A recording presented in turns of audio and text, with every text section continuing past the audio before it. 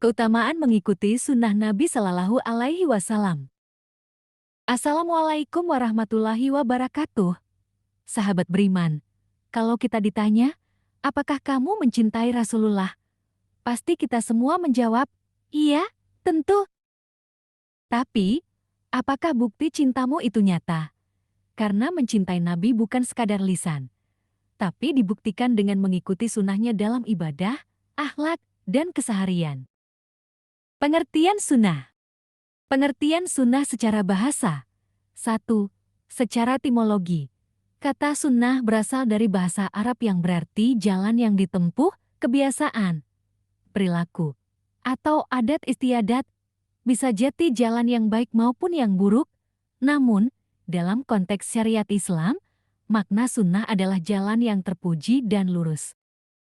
Kedua pengertian sunnah menurut syariat istilah ulama, sunnah adalah segala sesuatu yang disandarkan kepada Nabi Muhammad SAW, baik berupa qauliyah perkataan, ucapan-ucapan beliau, fi'liyah perbuatan, tindakan dan perilaku beliau, takririyah persetujuan atau diamnya beliau terhadap suatu perkataan atau perbuatan sahabat yang dilihatnya, sifat tubuh dan akhlak, gambaran fisik dan kepribadian beliau. Ini mencakup segala sesuatu yang berasal dari beliau, baik sebelum diutus menjadi nabi maupun sesudahnya, dan dimaksudkan sebagai pensyariatan bagi umat Islam. Menurut ulama usul fikih, sunnah adalah segala sesuatu yang bersumber dari Nabi Muhammad selain Al-Quran, baik perbuatan, perkataan, maupun takrir yang layak menjadi dalil bagi hukum syari. Mereka fokus pada sunnah sebagai sumber hukum. Ketiga, sunnah dalam Al-Quran. Al-Quran secara eksplisit maupun implisit memerintahkan umat muslim untuk mengikuti dan mentaati Rasulullah, yang mana ketaatan kepada beliau berarti ketaatan kepada sunnahnya. Beberapa dalil Al-Quran yang menunjukkan pentingnya sunnah antara lain, Quran Surah An-Nisa 4, ayat 80. Barang siapa yang mentaati Rasul itu, sesungguhnya ia telah mentaati Allah. Dan barang siapa yang berpaling dari ketaatan itu, maka kami tidak mengutusmu untuk menjadi pemelihara bagi mereka.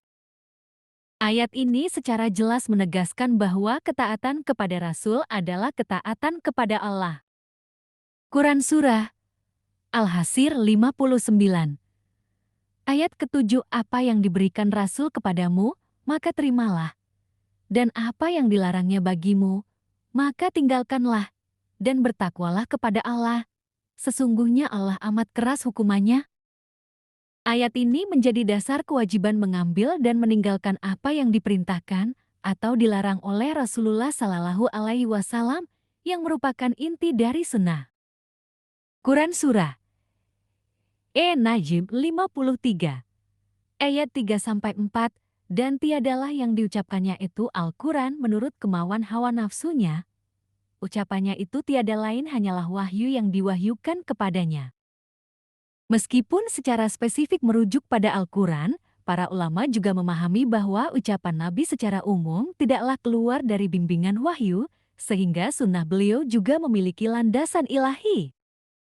Quran Surah Al-Ahzab 33, ayat ke-21, sungguh telah ada pada diri Rasulullah itu suri teladan yang baik bagimu, yaitu bagi orang yang mengharap rahmat Allah dan kedatangan hari kiamat dan yang banyak mengingat Allah. Ayat ini menunjukkan bahwa Rasulullah adalah teladan terbaik dan perilaku beliau sunnahnya adalah contoh yang harus diikuti. Diriwayatkan dari Al-Irbad bin Sariyah radhiyallahu anhu bahwa Rasulullah Shallallahu Alaihi Wasallam bersabda, "Aku wasiatkan kepada kalian untuk bertakwa kepada Allah dan mendengar serta taat kepada pemimpin, walaupun yang memimpin kalian adalah seorang budak Habasyah. Sesungguhnya barang siapa di antara kalian yang hidup setelahku niscaya akan melihat perselisihan yang banyak, maka wajib atas kalian berpegang teguh pada sunnahku dan sunnah Khulafaur Rasyidin yang mendapat petunjuk. Gigitlah ia dengan gigi geraham kalian. Dan jauhilah oleh kalian perkara-perkara baru dalam agama. Karena sesungguhnya setiap perkara baru dalam agama adalah bidah, dan setiap bidah adalah sesat." HR Abu Dawud Tirmidzi, dan Ibnu Majah, dan disyahihkan oleh Al-Albani. Hadits ini sangat fundamental, menunjukkan kewajiban berpegang teguh pada sunnah Nabi dan Khulafaur Rasyidin, serta peringatan dari bidah. Contoh sunnah Nabi Shallallahu Alaihi Wasallam. Pertama, senyum kepada sesama muslim. Senyummu kepada saudaramu adalah sedekah.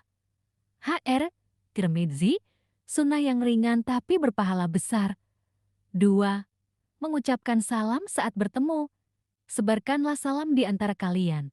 HR, Muslim. 3. Masuk rumah atau masjid dengan kaki kanan, keluar dengan kaki kiri, disertai doa masuk atau keluar rumah atau masjid.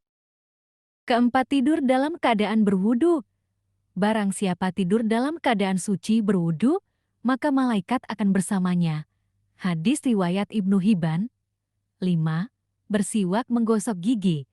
Seandainya tidak memberatkan umatku, aku akan perintahkan mereka bersiwak setiap kali hendak salat. Hadis riwayat Bukhari. 6. Makan dan minum dengan tangan kanan dan tidak meniup makanan atau minuman panas. 7. Mengucapkan bismillah sebelum makan dan alhamdulillah setelahnya. Kedelapan, tidur miring ke kanan, tangan di bawah pipi. Sunnah posisi tidur Nabi Shallallahu Alaihi Wasallam. 9. Mengucapkan doa saat keluar rumah. Bismillah. Tawakkaltu 'alallah. Hadis riwayat Abu Dawud. 10. Zikir pagi dan petang, zikrul sabah wal masa.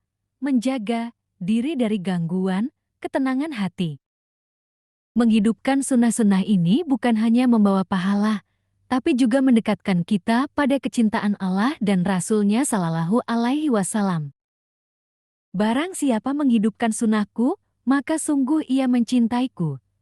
Dan siapa mencintaiku, ia akan bersamaku di surga.